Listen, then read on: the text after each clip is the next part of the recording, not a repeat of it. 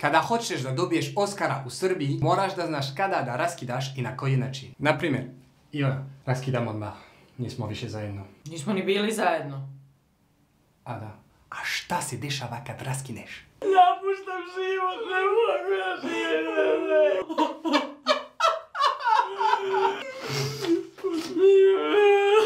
Raskidamo. Raskidamo. Prebrala si me, sad da ne... Ružnom, debelom, krevetinom, beži!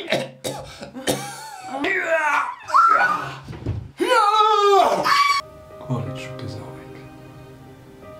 Ti si najbolja stvar koja mi se ikad desila. Također. Hvala ti za sve lepo trenutke. Hvala također. To je to. Manje je više.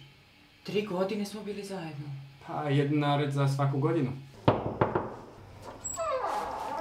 Ljubavi, stigla si ranije. Da, iznenađenje. Šta radiš, da uđem?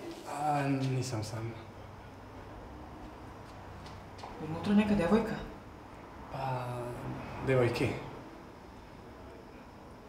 Iznenađenje. Vrati mi moju šolju. Okej. Izvoli. I četkice za zube? Neću, daj njoj, njima. Ćao. Arno, gotovo, to je kraj epizode. A ne, znači da raskidamo sa epizodom. A ne, pomirit ćemo se, imamo drugi deo. A, super, volimo vas.